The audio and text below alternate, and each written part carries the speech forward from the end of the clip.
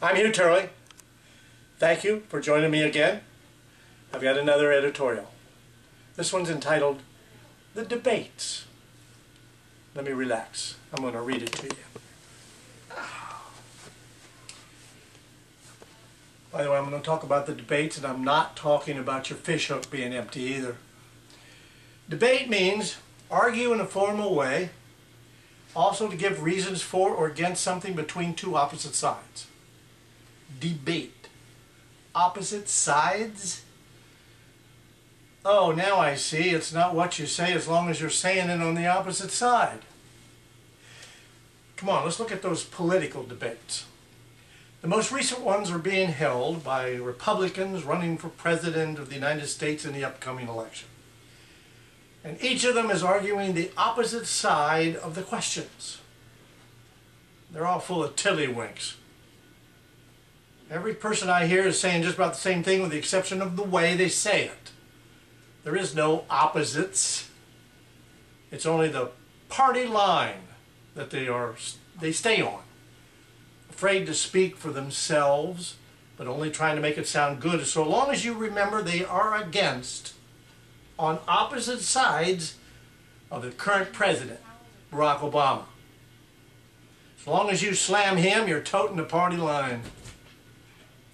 The minor things about jobs, oh, I know, jobs are important, but they are never, either party, going to give you jobs. They already have one. And they don't understand the word unemployment or unemployed. The only way all of the current politicians are going to understand unemployment is if you fire them all. No one is currently elected should be re-elected. They have, to a fault, not done their job, not represented you or me, no matter which party they say they are in. Party is not the answer. Unless you and I want a party, I'll go along with that. I love to party, there is a difference, but I belong to no party. If elected, I thought the basic thing was to represent the people who elected you, and that group of people represented the folks who live in your area, your district. But for some reason, we have become a nation of party versus party. Where is that in the Constitution? Thomas Jefferson said, "The problem with the party system is that elected officials vote for party designs, not for the people once they are elected. The two-party system just is a stick in the spokes of progress, especially the way it is going today." I know you're wondering, where did he say that? Well, Thomas Jefferson, my neighbor 2 doors down, he said that. But he's right. The entire Congress, with the President, last year bailed out the banks. Right? A little debate, but then they gave the money to the banks to save them. The banks then were to help us all. That didn't happen that way at all. They got their savings and then started blaming us and foreclosing on us. What the government should have done, in my place in my mind, a place I sometimes go, is to give each of us the money. Pay off our homes. We would have given the money to the banks for the homes. They would have had their money and we would have had our homes. That was a win-win. The government didn't do that. They voted to save the bad guys. The guys who wrongly loaned out their money, bad loans, bad debts, overloaning, then got their money and then turned on us, the electorate. Your elected folks, I don't mean to swear here, oh hell, your elected tiddlywinkers never ever ever discussed you or your situation at all. They never will. Excuse me. You don't give them money, and most of you don't even vote. They know that. They use that, and that is your fault. If you don't vote, you can't even complain. You are the problem. You're the reason the banks got the money and you were losing your homes. You did not elect those tiddlywinkers, so you have no say. Only if you voted. And did you vote intelligently? That's a loaded question. What were their choices? Oh, the better of two evils? Or the incumbent versus the unknown guy or gal? I'll tell you what. Most of you did not vote, did not listen at all, probably haven't voted in a long time. Statistics. The small percentage of voters that show up at the polls is dangerously low. Very few are making decisions for you all. You must not care. You must not even be aware. You listen to the news on television. Bits and bytes. No message. No news any longer than a minute, minute and a half.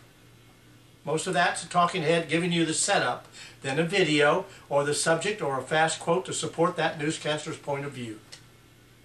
Don't kid yourself. I say all newscasters should have designations of party they belong to beside their names when they put them under the video while they're talking. We get to know their names, but never their party beliefs. And they are not independent when they are doing their job. They have their own beliefs, their own agenda. Each of us has. And each of us must register our belief, our party affiliation, so we can even vote. They get to go on television to say anything they wish by showing you, and I say it is oftentimes slanted to that reporter's point of view, the network's point of view. Every one of you has heard the newscasters talking about the prejudice of slant of Fox, of MSNBC, of CNN, or any of the others. They try to label each other, all the time denying what they are doing, what they are slanting. Tell a big enough lie often enough and everybody will believe it. And most of you do.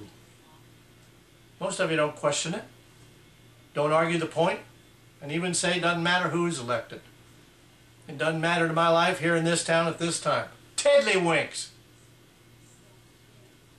It does matter. And you can do something about it. Debate the points you believe in, if you believe in anything.